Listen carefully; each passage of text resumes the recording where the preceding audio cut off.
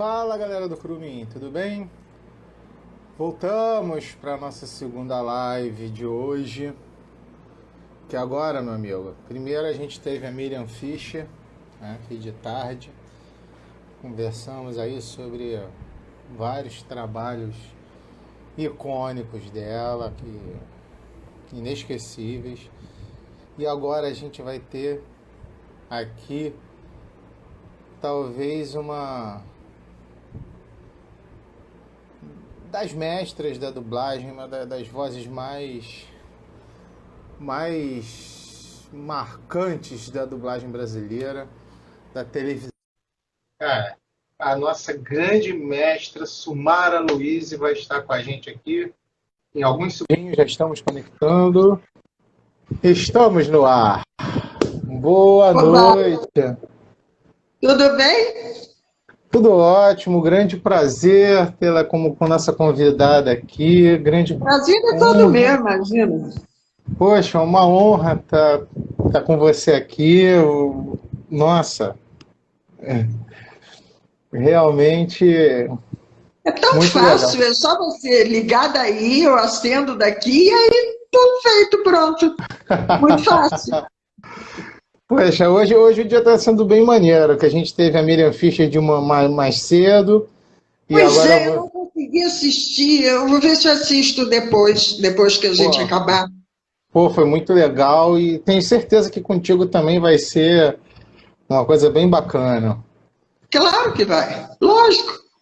Mestre, eu queria começar Mestre assim. é ótimo, entendeu? Ah, Imagina. é, uma mestra da dublagem, você é, sem dúvida. É, tem Poxa, muitas, né? Eu sou uma delas só. tem algumas. Não são muitas, mas algumas a gente pode considerar como aquelas que são É verdade, inesquecíveis, né? verdade.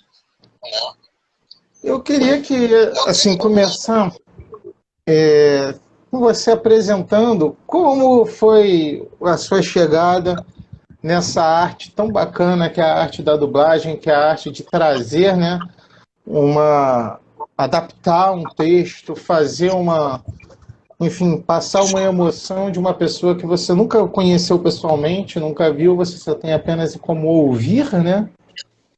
Enfim, como é que você chegou iniciou na dublagem?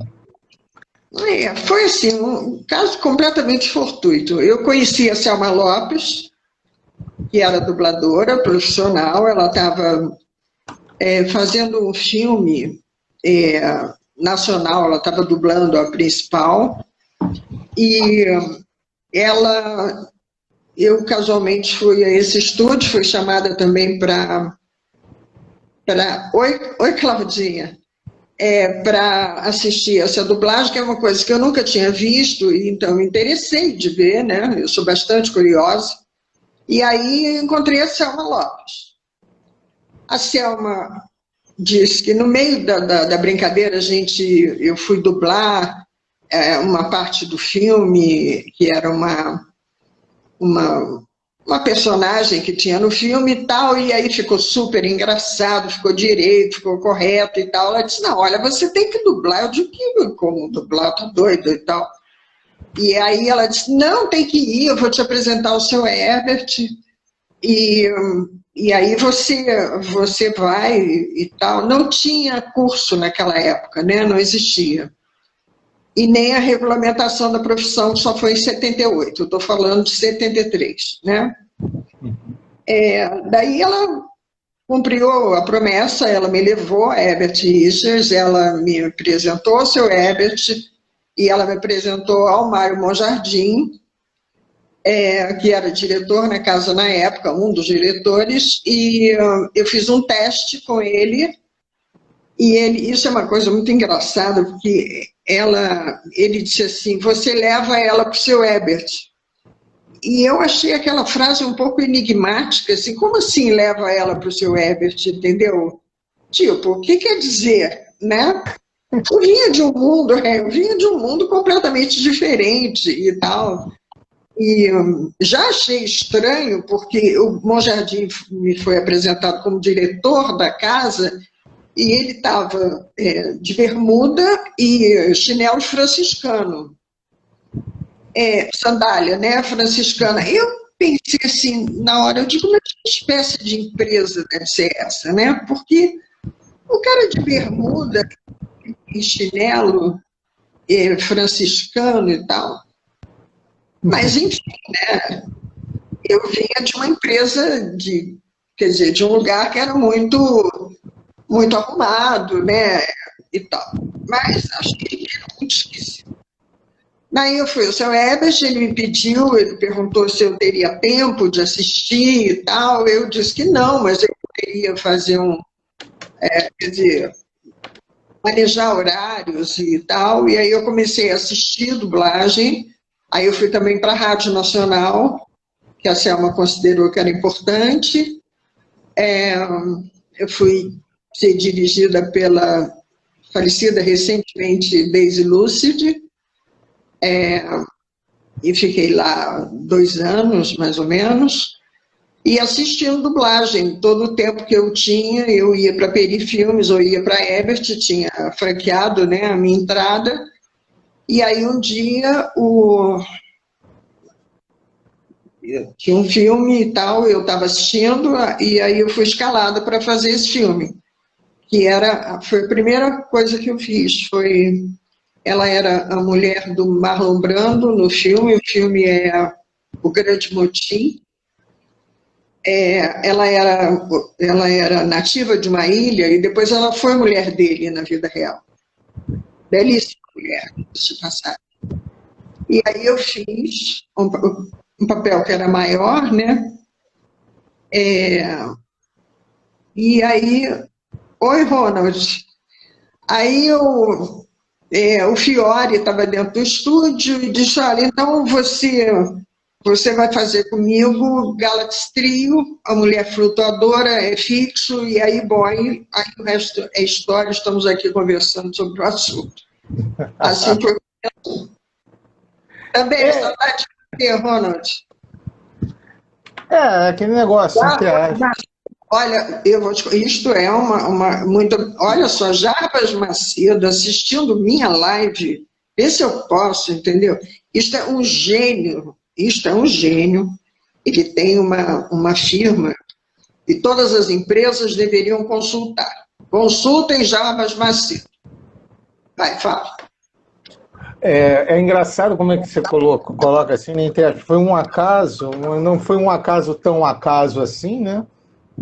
Porque eu acho que também Opa, a gente tem uma travadinha.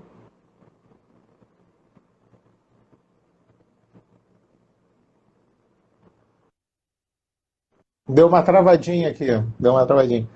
Eu acho que a sorte também, entre aspas, o acaso procura os competentes. Não à toa você foi uma figura extremamente marcante nesse métier da dublagem.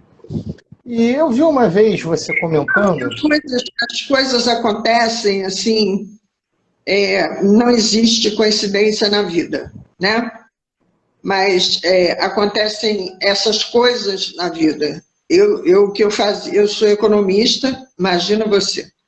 Quer dizer, eu trabalhava em outra coisa completamente diferente e fui fazer uma coisa. Mas veja você, quer dizer, aquela história do Bom Jardim estar de bermuda e sandália franciscana, na verdade, no fundo eu adorei, porque eu detestava ficar de escarpão e etc, entendeu? Eu detestava, quer dizer, então, eu achei ótimo, porque eu ia trabalhar de tênis e macacão, jeans, entendeu? Foi ótimo, para mim juntou assim um agradável, eu adoro roupa despojada. E eu vi uma vez você comentar que o trabalho bem dublado é aquele que passa despercebido. Só é verdade. E você ainda acha isso? Porque eu acho assim, pelo seguinte, não fazendo um contraponto, mas tentando entender o ponto, pelo seguinte, quando você faz o trabalho bem dublado, na minha opinião, é aquele que marca, lógico, positivamente. Porque tem algumas coisas que a gente vê que são, enfim, infelizmente, não são muito legais a gente ver, né? Infelizmente, Então, o que você considera realmente o na vida, segredo? né? Qual você considera o segredo da boa dublagem? Qual é para esse entre o passar despercebido e o positivo, o marcante positivo, vamos dizer assim, você olhar e falar, pô, é isso aí, você está perfeito. Qual você acha que é o grande... Eu acho que é uma junção de fatores, né? Quer dizer, então, existe uma célebre frase que é assim, todo dublador é ator, nem todo ator é um dublador, né? Quer dizer, baseado nisso, o dublador, ele tem uma característica a mais. Eu costumo dizer que é um parafuso a menos, entendeu? Porque, não, é uma coisa muito maluca, porque você escuta, você vê, você lê, você fala, você interpreta, tudo ao mesmo tempo.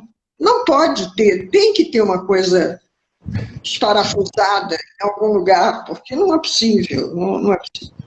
E a gente sabe certinho, quando uma pessoa que vai começar chega na bancada, a gente sabe certinho se aquela pessoa vai ser ou não um dublador. É uma coisa assim, ou você é ou você não é um dublador, não adianta. O dublador tem alguma coisa mais que a gente não conseguiu descobrir o que ele é, né? Não é que ele seja um melhor ator, mas é uma especificidade da arte de atuar, né? Que nem todo mundo consegue ter. Nem todo mundo consegue ter.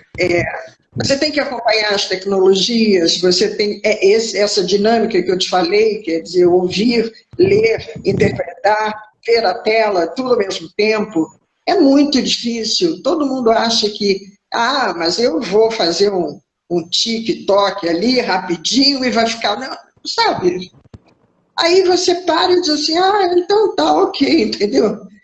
Sabe Deus quantas vezes a gente suou frio na bancada para conseguir fazer um papel. Eu tenho frio na barriga até hoje, quer dizer, então eu tenho mais de 40 anos de dublagem e se eu for fazer alguma coisa agora, eu vou ter frio na barriga. Sabe, porque será que eu vou dar conta daquele papel? É um desafio todo dia, entendeu? Agora, acho que existem algumas coisas que são importantes. Dedicação, né? Vontade de aprender, vontade de ouvir o diretor, vontade de se doar. Quer dizer, você não pode levar aquilo como se fosse um bico na sua vida, né? Você tem que ter uma dedicação. A dedicação, eu acho que é fundamental para ser um bom dublador. Sim, sim.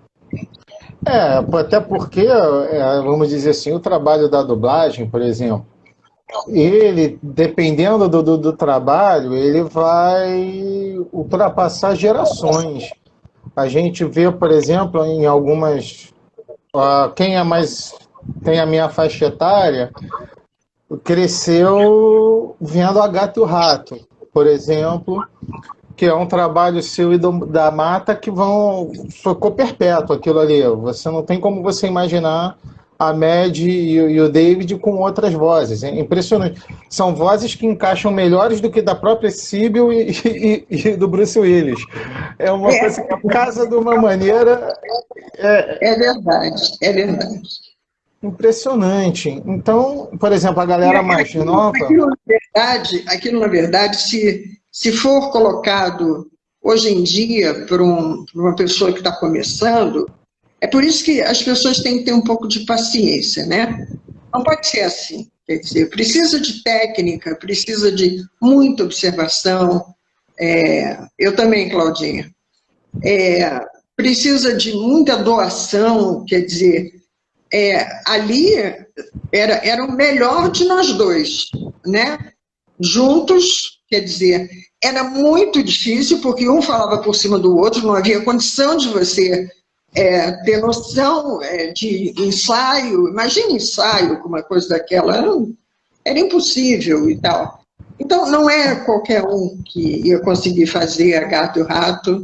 Eu me sinto muito honrada de ter feito, de ter sido escolhida pelo seu próprio Ebert. Ele nos chamou e disse que ele estava trazendo, ele estava em Nova York e telefonou, Los Angeles, não me lembro agora, ele telefonou dizendo que nós parássemos tudo que estávamos fazendo, os dois, porque ele estava chegando com uma série que era urgente e que ele não via outras pessoas além de mim e do D'Amato. Eu acho que foi um presente, quer dizer, que ele nos deu. Eu tenho muito carinho pela série, eu tenho muita emoção quando eu escuto a música, até hoje. Sei lá, 30 anos depois, eu ainda tenho muita emoção quando eu escuto.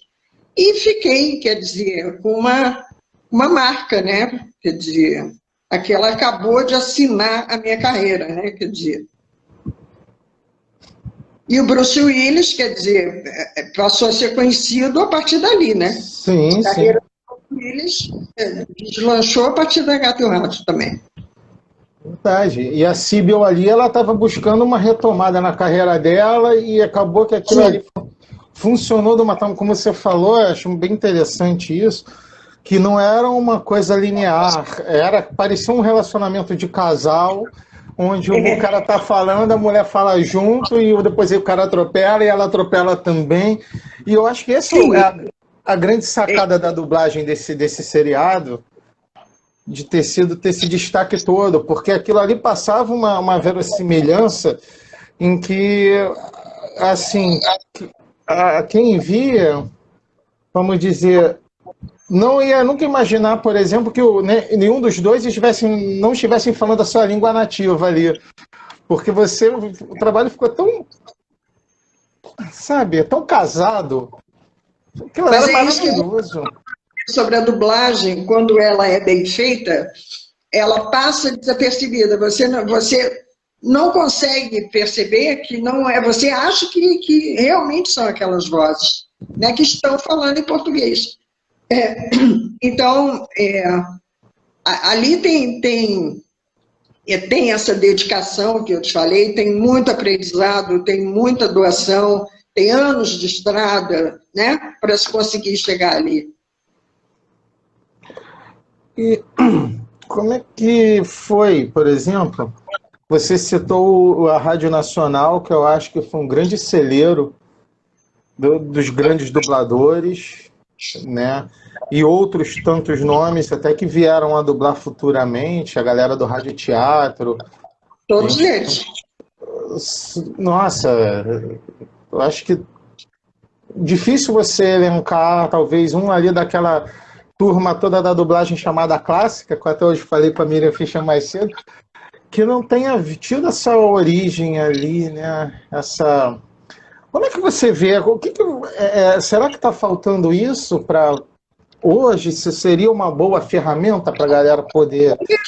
A dublagem é um radioteatro, né? Sim, sim, sim.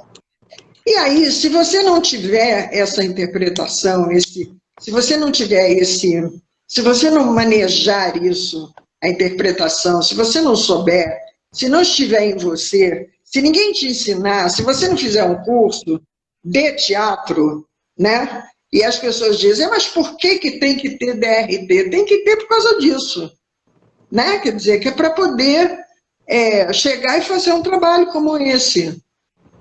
Interpretar um filme, fazer um Shakespeare, por exemplo.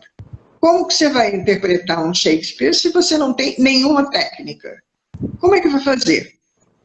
Né? Então, é para isso que precisa ter um curso de teatro e depois o curso de dublagem, que naquela época nossa não existia, mas a gente assistiu muito, quer dizer, todos nós, Ricardo Schnetzer, Roberto Macedo, eu, para poder... eu preciso responder essa pergunta. Aconteceu um fato interessante com essa série, o seu Ebert Animated, né? Uhum. Do Batman. A série chegou e eu vi que a série era um espetáculo, quer dizer, eu tive uma sensação quando eu vi a série, quer dizer, pelo desenho dela, e tal. Eu disse, nossa, isso vai ser um espetáculo, eu preciso escalar isso maravilhosamente bem. E é lógico que os melhores dubladores eram os diretores, né? Porque há tempos na dublagem, quem era muito bom dublador passava a ser diretor, né? Hoje não é mais assim, eu acho que não é, não sei. Na época era. E aí, o seu Herbert tinha colocado uma restrição a que diretores dublassem. Eu disse, bom, eu estou perdida, né? Porque como é que eu vou fazer para escalar esse filme? Quer dizer, é evidente que nós não tínhamos esse número de dubladores que existem hoje, né? Não ia ser mais fácil, né? Porque eu precisava de gente exatamente experiente, né? O filme não era fácil de fazer, os personagens eram muito difíceis. Então, e aí eu fui ao seu Herbert e disse, olha, eu estou uma série de... Sim, pois é, eu te dei porque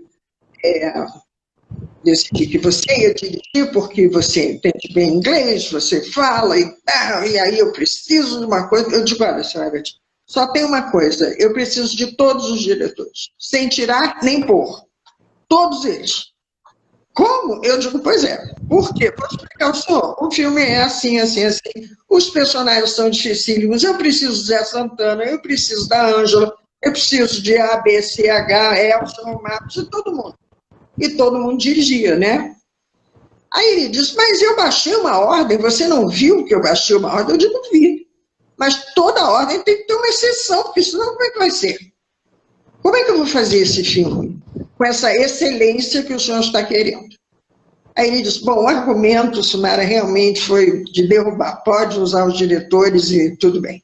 E aí eu usei todos os diretores, graças a Deus, porque ficou um espetáculo, né? Fora outros que não dirigiam, como Darcy Pedrosa, que fez o Coringa, magistralmente, por sinal.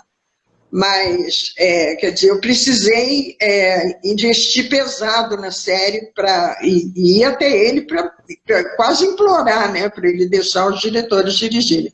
E ele deixou, graças a Deus. Ainda bem. Realmente é uma coisa bem marcante, muito maneira aquilo tudo ali. A série é um espetáculo, não tem nenhuma dúvida, a série é um espetáculo. Foi uma quebra de paradigmas, né, aqui, porque trouxe um tipo de animação diferente, a sonoridade que a série tinha, o visual, enfim, foi um casamento perfeito de tudo. O visual era maravilhoso, né, uma coisa no ar, né, quer dizer, e aí o desenho dela também era muito bem feito, quer dizer, o desenho dos personagens era parecia nanquim, era uma coisa impressionante. Maravilhoso. Verdade. Eu acho a melhor série, e é famosa até hoje por isso, né? É por isso que as pessoas lembram. Porque verdade. A dublagem foi outra vez uma coisa perfeita, quer dizer, personagens que combinavam e tal. Eu tive muito cuidado com a série e morri de medo, sim, porque era muita responsabilidade. Muita para fazer aquilo. Deixa eu te perguntar, né? Já que a gente falou de desenho, eu não ia falar de desenho agora, mas já que a gente falou no Batman, você também viveu uma personagem que, na minha opinião, é a melhor personagem feminina dos X-Men. Que foi... na verdade, você viveu em duas oportunidades personagens do universo dos X-Men. Que foi a Emma Frost na série animada clássica e a Tempestade do X-Men Evolution. Que, cara, aquele desenho é muito legal. É muito maneiro e marcou, que eu particularmente assisti as duas. Tenho uma predileção um pouco maior pela X-Men Evolution porque trouxe uma nova roupagem, isso, assim, né, uma nova vertente. A Tempestade é uma coisa assim que a gente fala que é vestir um personagem, né?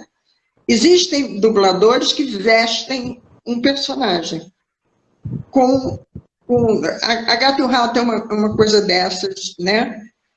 Juraciara Diácovo, no Casal 20, é uma coisa dessas, é vestir uma personagem. E como esses que eu citei, o Márcio no Batman, quer dizer, porque veste, não tem jeito, é aquilo. Química, né? E o da Mata que vestiu o Willis, quer dizer que qualquer um que vai fazer o Bruce Willis vai ficar um inferno, e aí é um horror, porque tentam imitar, e aí eu acho que devia fazer o que sabe, e não tentar ficar imitando ele, porque não vai conseguir, ainda tem mais essa. Verdade. Então, vai ficar correndo atrás da onda e não vai conseguir furar a onda nem pensar. Então, eu acho que é uma coisa de você vestir o personagem. E a Tempestade é uma coisa assim, eu quando vi que ela apareceu na tela e me disseram que ela eu digo, meu Deus, eu tenho uns agradecimentos assim na minha vida de dubladora, de ver uma coisa e você se achar, quer dizer, capaz de fazer. Porque tem isso também, né? Você olha e você pensa o tom de voz, você pensa o que você vai fazer, você começa a elaborar aquilo nos poucos segundos que você tem, você começa a introspectar aquele personagem em você, de alguma maneira vira você, entendeu? Quer dizer, e a voz sai correta para o papel e de alguma maneira que eu não sei explicar. Eu acho que é isso, quer dizer, é uma cola. Em inglês tem uma palavra melhor para isso, mas é como se fosse uma cola. Quando cola, aí não tem mais jeito. Aí Química mesmo, né? Pode botar quem quiser. É o da Mata com o Bruce Willis. Quando cola, não tem jeito. E a Tempestade eu adoro fazer. Quer dizer, então, adorei fazer. Eu tenho momentos, assim, papéis e situações na dublagem que me foram muito caras. Eu gostei muito de fazer. Eu agradeci por ter essa voz que eu tenho e poder fazer um personagem daquele. Que o Derico estava falando que ele não conseguiu esquecer foi a Glenn Close em Atração Fatal, que realmente foi muito legal. Eu não só consigo assistir o dublador. A parceria com o Elcio Romar foi maravilhosa. Parabéns. Ali foi outra coisa. A gente largou o script e foi embora, né? Porque você vai ler um script com aquelas cenas. Aí está escrito no script, como que você vai... Não, aí ele olhou para mim, eu olhei para ele, eu digo, vamos, né? Então vamos, entendeu? Vamos, porque não tem o que fazer. Não tem o que fazer, é outro que não tem o que fazer. E ele é perfeito no Michael Douglas, né? É outro que veste o papel magnificamente bem. É verdade. Uma coisa que eu queria, assim, um filme que eu achei muito marcante seu, né, que você atuou com a voz, logicamente, né, como dubladora, foi A Dama de Vermelho. Esse filme marcou uma geração. Olha, é impossível você olhar a Kelly LeBrock em A Dama de Vermelho, ouvir com a sua voz e depois você ver qualquer uma outra versão e você olha assim... Pô, não é a mulher, não é a mesma mulher. É aquilo que entra, que cola e que não dá, né? Agora, esse filme também foi, assim, muito difícil, mas por outro motivo. Dublar com Mário Monjardim é das coisas mais difíceis que existem na vida. O Mário não entrega uma frase, ele inventa tudo, literalmente. Quer dizer, então, se você está seguindo o script no bate-bola, ele está dando uma fala e ele vai dar aquela fala? Não, ele não vai dar aquela fala. Então, você que se vire e dê a sua fala de alguma maneira ligada com o que ele disse, né? Além de que ele quis certas coisas que nós tínhamos crises de riso dentro do estúdio, de não aguentar. Porque, de repente, aquela história da meia, por exemplo, ele de costa, ele diz, meu Deus, mas é tão engraçado o momento que ele diz isso, que a gente começou a rir dentro do estúdio. Então, E o filme ia para Cucuia, porque a gente não conseguia. Eu digo, mas, Monjardim, pelo amor de Deus, lê o script. Não faz isso, porque eu vou rir. Ele não dava uma fala que tivesse do filme, ele inventava tudo. Ele olhava o script, sabia o que era para dizer, mas ele dizia do jeito dele, com as palavras dele, entendeu? Foi muito difícil fazer. Foi muito difícil. Mas por isso, né? Por essa parte engraçada. Porque é outro gênio, né? É outro gênio. Eu acho que isso aí faz parte como é que se diz, né? Do charme da coisa toda, né? Talvez se tivesse seguido aquela coisa tão...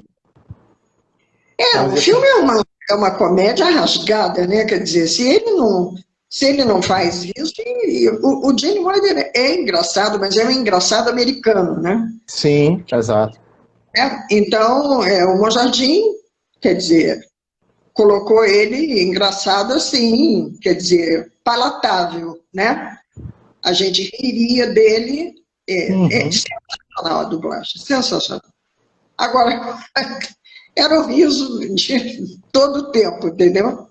Uma barata isso. O Monjardim é um gênio, realmente é um gênio. Uma barata. Uma coisa que, em um trabalho também que você dublou, e que foi muito interessante isso, que aí eu já vou trazer para uma coisa mais atual, onde a galera mais nova provavelmente vai se posicionar, foi em Matrix. Uma coisa muito interessante aconteceu em Matrix, né, que você simplesmente dublou a personagem mais bambambam da história toda, que é o Oráculo, que no fundo a Oráculo é mais do que o Neo. Muito mais. E você dublou ela com a falecida Glória Foster, né, no Matrix 1 e 2, que, lógico, veio a falecer, assumiu a Mary Alice, e você continuou com uma voz. Ou seja, a gente mudou a atriz, isso foi o quê? Escolha da direção, ou veio alguma ordem de lá e falou mantém? O que a direção me falou na época foi que o distribuidor, o dono do filme, disse que deveria continuar a mesma voz. Evidente que eles fizeram isso no script, né? Ela diz, se não me falha a memória, ela diz, nada é como deveria ser. Alguma coisa parecida com isso, né? Uhum. Quando eles a veem que não é a outra, né? Uhum. Aí ela diz, nada é como deveria ser. Mas ela assume o papel outra vez, é o mesmo cigarro, é o mesmo biscoito e tal. Mas o distribuidor disse que deveria ser a mesma voz, porque o texto explicaria. Então, eu fui fazer. Ficou muito legal. Parei de fazer, porque é um espetáculo aquele Oráculo, né? Vamos combinar? É um espetáculo. A mulher é uma sabedoria. É um filme, né? Sim. Ela detém o saber do filme, né? A gente só está pegando aqui os casos mais... Ela, né? Ela é a dona do negócio todo, na verdade, né? É a dona da plantação de tomate, entendeu? E, assim, você teve muita coisa. A gente já falou aqui, Elizabeth Taylor também, que é outra... Nossa, é um ícone de uma geração. Mas eu queria falar um nome e você me dizer o que isso vai te vir à mente. Sabrina Duncan. As Panteras, claro, lógico, que foi outro espetáculo de fazer. Foi muito bom, porque tinha uma química muito boa entre as três dubladoras, né? Angela Bonatti, que anda muito esquecida, a Angela Bonatti esquecida pelas pessoas. A Angela é um ícone da dublagem, a Angela é uma pioneira da dublagem. A Angela e Maralisa, que infelizmente não está mais aqui com a gente, né? Está dublando lá em cima e arrebentando tudo lá em cima. E a gente tinha uma química entre nós três muito boa. E aí facilitou muito, porque eu acho que, na verdade, eu tenho a impressão que As Panteras foi um marco na versão brasileira, porque tornou tudo coloquial. Quer dizer, era assim que a gente falava, era assim que a gente se dirigia uma à outra, não era uma coisa formal mais, né? Era tá, era gíria, era tô, não é está, é tá, e assim foi, né? Quer dizer, para não falar de outras coisas, mas uma coisa bem mais coloquial. E a partir daí foram várias séries assim, Casal 20 foi assim, Magnum foi assim, até chegar no Primo Cruzado com aquele sotaque caipira, né? Assim foi, quer dizer, tudo evolui, né? Eu acho que é uma boa coisa. É, essa questão, né, da coloquialidade, dessa forma de falar, é aquilo, eu acho que eu não sei exatamente se vem do dublador, se é um acordo entre o dublador e o diretor, se é o diretor que tem que ter esse feeling, que a gente estava conversando mais cedo hoje também lá, a questão de adaptação, né? Até alguns fatores relativos à questão de redublagem, às vezes para você atualizar aquele discurso, porque, lógico, se você pegar um filme do Charlton Heston, sei lá, dublado lá atrás, aquele discurso vai parecer meio, né, sei lá, meio distópico. Você vê, tem uma curiosidade sobre isso, né? Eu concordo em parte com o que você está falando, mas 30 anos depois eu fui redublar as Panteras. Eu redublei Sabrina Duncan com outras pessoas. Eu não sei quem são as pessoas, porque já nessa época se dublava sozinho. Já era um outro tipo de sistema, né? Que a gente gravava.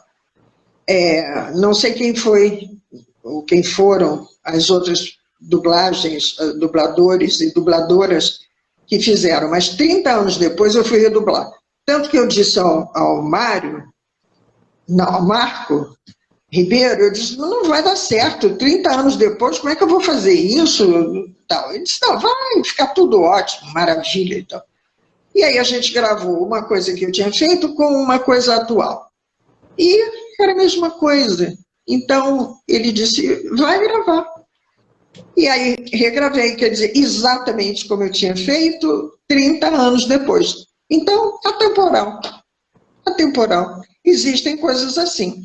Claro que se você for num filme de gangues de Los Angeles, por exemplo, você vai falar as gírias daquela época que você estava. Talvez você precise redublar, porque não é mais lá em São Paulo, acho que não fala mais mano, não sei, não tenho certeza. Vai ver que já é outra coisa. Uhum. Se você colocar isso num filme, ele vai ficar datado, né? E tal, mas as Panteras são um exemplo de atemporalidade. Exatamente. 30 anos depois eu dublei a Sabrina. Também não sei o que aconteceu. O distribuidor disse que não podia trocar, que eu não podia deixar de fazer, eu disse que não. Tá bom, se o distribuidor diz, então, ok. O lance daquele casamento, né? Talvez a química, né? Eu acho que a Sabrina marcou muito. Porque ela era meio cérebro do grupo, né? Quer dizer, ela que comandava as cenas, então acho que ela marcou muito. Deve ter sido por isso. Aqui o Derico está lembrando bem que você e a Miriam dublaram juntas em Beetlejuice, né? E as duas lives coincidentemente no mesmo dia. E a gente até comentou. Eu não me lembro eu e a Miriam. Em Beetlejuice, a madrasta dela e a enteada no Beetlejuice, segundo ele aqui, mas eu tenho essa lembrança também, mais ou menos. Eu não me lembro, é tanta coisa que eu acabo. Tem umas coisas que eu passo batido mesmo. E assim, é impossível para você, talvez mas quais os trabalhos assim desses que a gente ainda não falou que você considera que foram bem marcantes para você, que definiram, ajudaram a definir a Sumara como dubladora, vamos dizer assim? O próximo que eu vou fazer. Peguei você. Boa. Quer dizer, existiram alguns filmes que projetaram, né, a minha voz para certos papéis, certo tipo de mulher, né? Como diria o da Mata, duquesas e rainhas, mas será a gozação dele. As duquesas e rainhas de Sumara Luiz. Saudade dele, sabe? Ele tinha um humor fino, assim, e maldoso ao mesmo tempo. Eu sinto muita saudade dele. Não sei, eu acho que As Panteras foi marcante. Acho que A Gata e o Rato foi, eu acho que Matrix foi, eu acho que todos os filmes da Glenn Close foram, Tração Fatal. Eu acho que os da Meryl Streep foram, da Sally foi, sabe? Cada um na sua época. É muito tempo de dublagem, sabe? É muita atriz também. Outras atrizes, outras dubladoras também dublaram. Por exemplo, você falou Elizabeth Taylor. Sempre foi uma casualidade. Alguém não podia, porque a Nelly fazia muito ela, Nelly Amaral, falecida. Desculpa, Nelly Amaral. Mas aí não podia, ou aconteceu alguma coisa, estava presa em algum outro estúdio, enfim. E aí eu fui fazer. E todas as vezes que eu fui fazer, uma foi Megera Domada, junto com o Walter de França. Foi outro trabalho dificílimo de fazer. Aquilo é dublado em 3 tons acima, sem você perder. Às 6 horas da tarde a gente tinha perdido a voz, os dois. Porque não era possível, era uma coisa. É tudo gritado, e é uma métrica, né? O filme é uma métrica, quer dizer, você tem que respirar no lugar certo, você tem que. Olha, foi uma coisa aqui. E depois ela teve um filme também que eu gostei muito de fazer, que foi Disque Battlefield 8. Então, sabe, são vários filmes assim que eu poderia dizer para você que marcou. Eu queria abrir um espaço aqui só para dar um alô para a nossa querida Marisa Leal, que já foi nossa convidada, passou aqui mandando um abraço para você também. Eu não estou recebendo as pessoas que estão passando, não sei porquê. Às vezes trava, ela passou aqui mandando, Su, você é maravilhosa, minha ídola. E ela já foi nossa convidada aqui também, grande querida Marisa Leal. Um bonde, uma criatura fantástica, dubla uma barbaridade, pelo amor de Deus. Que prazer. Eu sou maravilhosa, né? Tá certo. Vamos combinar, hein, Marisa? Ótimo. E eu queria tirar uma dúvida contigo. Você, aquele negócio, você dublar uma atriz de outra nacionalidade é uma coisa. Agora, você teve uma responsa de dublar uma artista brasileira falando em outra língua, que foi... Ela acabou de mandar, te amo, Su. A Marisa acabou de mandar. Eu também, querida. Pequenina, como digo eu. Que foi dublar a Sônia Braga, né? Como é que é? Eu, no primeiro momento, assim, que eu gravei, eu achei estranhíssimo. Porque você estava acostumado a escutar a voz da Sônia, né? Nas novelas aqui, né? E tal. Eu digo, gente do céu, ela vai me matar, ela vai ficar com raiva. Quer dizer, de ter outra voz para ela. Mas ela já estava fora daqui, não me lembro bem. Ela já estava em outros projetos, né? Já tinha saído da Globo e tal. E era difícil para ela dublar, eu acho. Quer dizer, pelo menos no ritmo que a gente fazia, né? E aí eu achei estranhíssimo. Depois me acostumei. Foram muitos filmes, eu acabei acostumando. E eu queria fazer uma pergunta, já que você levantou a bola aqui, né? Por exemplo, você falou que o mais marcante é o que está por vir.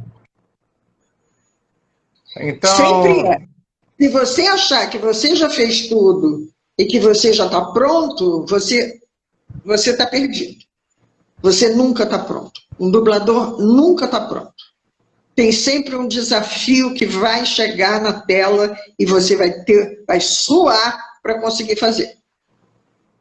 Então, assim, é que a gente sabe que a Sumara tinha, entre aspas, assim, pendurado a chuteira há algum tempo.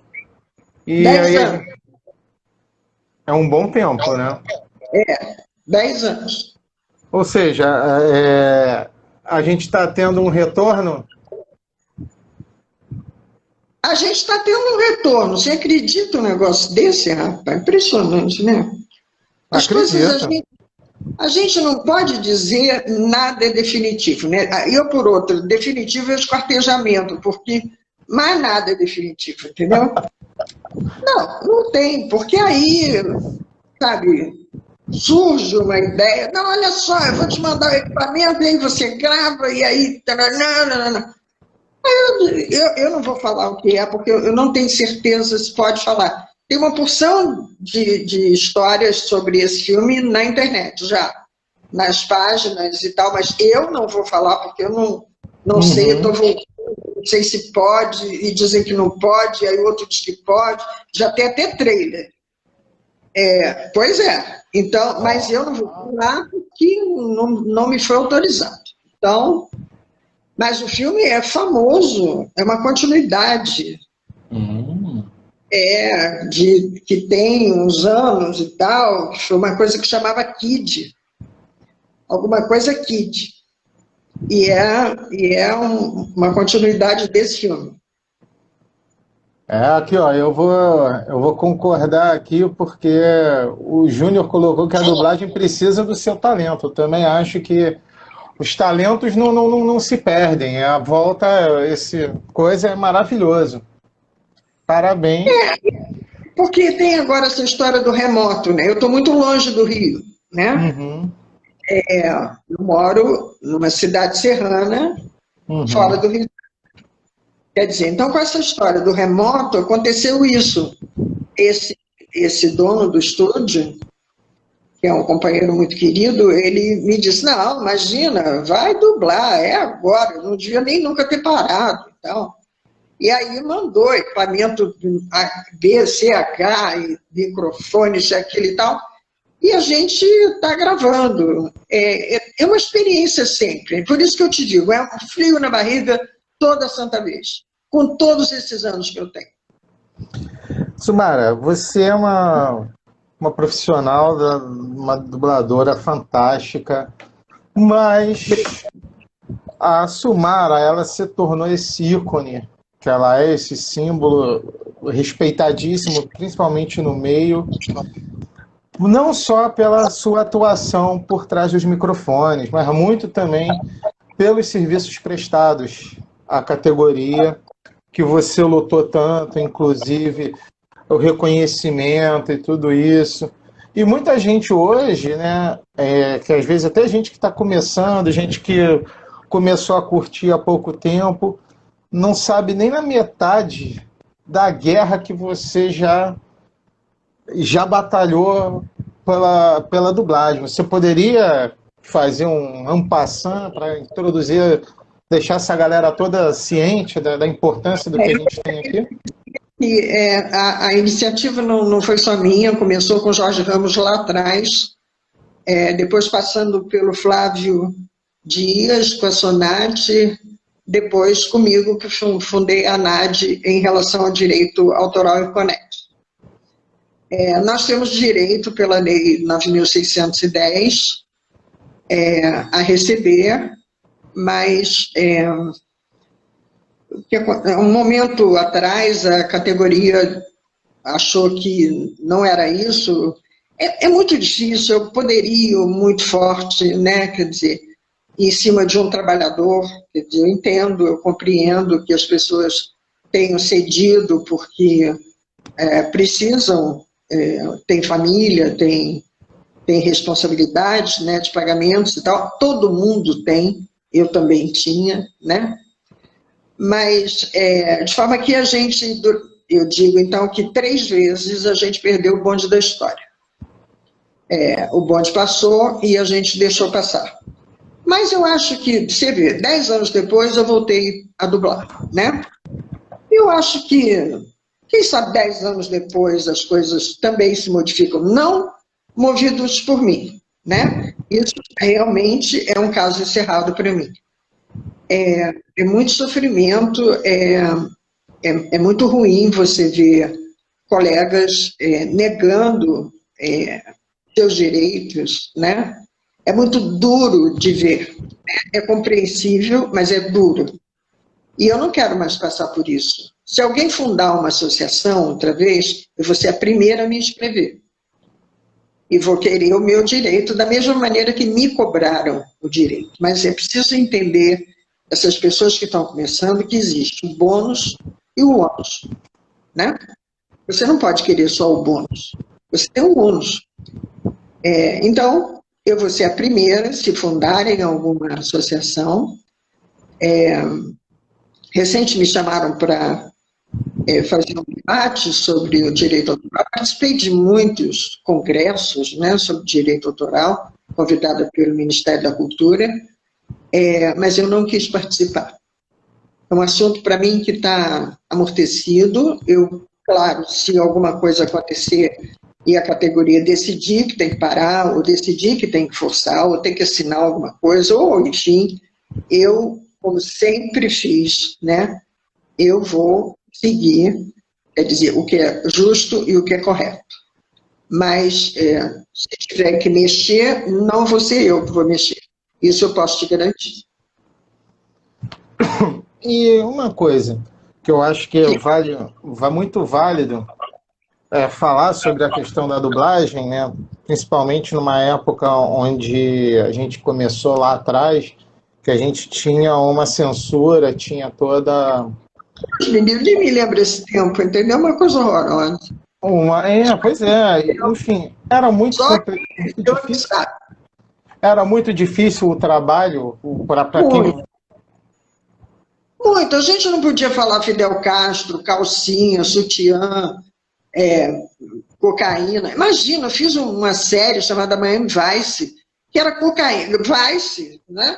Vício, quer dizer, era cocaína, era em Miami isso, e eu não podia dizer nada disso. Eu fui aos censores em Brasília, eu e o tradutor, para explicar para eles o sentido da série, né? Quer dizer, que lutava contra isso, e tal, mas eles não entendiam nada de coisa nenhuma, eles estavam ali nomeados, sabe Deus, não entendiam nada de cinema, de texto, de teatro, de nada, não entendiam. E eles só entendiam que eles eram censores. Então, censor era o fator dominante da história, né? E tudo que soasse esquisito para eles, eles iam cortar. E tal. Nós tentamos explicar e não conseguimos, então na série a gente fala, eles queriam que falasse talco, chegou um carregamento de talco.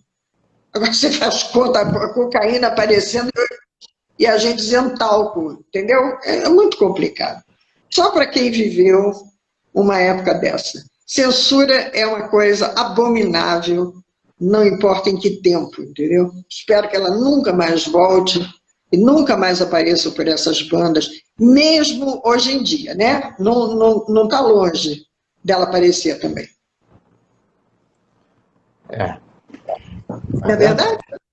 É verdade, a gente querendo ou não... Mas porque também, né, Silmara, eu acho que, por exemplo, o que a gente vive hoje é uma realidade um pouco diferente, porque hoje a gente está falando um negócio aqui, esse negócio ele pode estar sendo assistido no Japão, na Índia, em qualquer lugar, naquele mesmo tempo, naquela mesma hora. Uma vez eu tive uma live aqui com o desenhista Mike Deodato, que estava sendo assistida na Nova Zelândia. Mó barato, então é aquele negócio, a coisa toda hoje, ela tá diferente, que eu, honestamente, eu não sei se uma... Como é que eu vou te dizer? se uma tentativa de retorno a esses patamares seria viável hoje, porque tomara que não, porque a arte é a principal sensibilizada com isso tudo. Eu espero sinceramente que não. Eu espero sinceramente que não. Mas em certos casos ela já está acontecendo. Quer dizer, então, para ela se tornar outra vez o que ela era, não demora muito, né? Imagina, tem gente pedindo coisas aí inconstitucionais, por que não pode voltar? Não é verdade? É o que eu falo, no Brasil tudo é possível, né, gente? Agora, eu acho que a nossa sociedade, eu concordo com você, eu acho que a nossa sociedade está um pouco mais amadurecida, né? Especialmente pelos relatos das histórias que vieram à tona, né? Do tempo da ditadura. Da ditadura não, do golpe militar, né? Vamos colocar o nome correto da história. Mas eu acho que nós estamos um pouco mais maduros, não exatamente tão maduros quanto deveríamos, mas nós somos um país jovem, né? De certa forma, em comparação com os países da Europa e tal. Então, nós temos um processo a viver ainda, eu acho. Eu imaginei na vida que esse processo melhor de vida seria para o meu filho, depois eu achei que seria para minha neta, e depois eu já acho que é para o neto da minha neta, entendeu? Porque isso aqui é muito complicado, muito. Não é para amadores. Na pandemia, os caras fazendo o que estão fazendo. É um negócio inacreditável. Eu fico olhando, eu digo, meu Deus do céu, essas pessoas dormem como? No meio da 100 mil mortos, entendeu? Isso é muito sério, cara. E os caras roubando o respirador, é possível um negócio desse? Parece piada de mau gosto. É muito ruim de ver isso, é muito ruim. Mas eu acho que é um processo que a gente tem que passar e depurar ele, entendeu? É como se fosse, a gente precisa ter essa dor para de todo a gente sepultar isso. Mestre, o nosso tempo do Instagram já está quase no final, que ele só deixa 1 horinha para gente. Cara, o bate-papo contigo é muito legal, a hora passa a gente não vê. Eu queria agradecer muito a sua presença, o bate-papo. Eu que agradeço. Sinta-se à vontade, quando quiser, a casa é sua também. Poxa, tudo bem, quando falar com a gente. Aí a gente faz outra aí, com outros temas, outras coisas também. Claro, com certeza. Tá cansado de saber já como tudo começou. E aí a gente faz outras coisas também. Show de bola, ótimo. Tá bom, e a gente aguarda a próxima obra com a sua voz. Estreia dia 28, Olha na Netflix. Show. Show. Tá bom? Obrigado, mestre. Gente, obrigado por assistir. Obrigada a todo mundo que eu não vi, porque travou o meu aqui. Valeu. Um beijo para todos. Beijo. Beijo a todos, gente. Tchau, tchau. Tchau.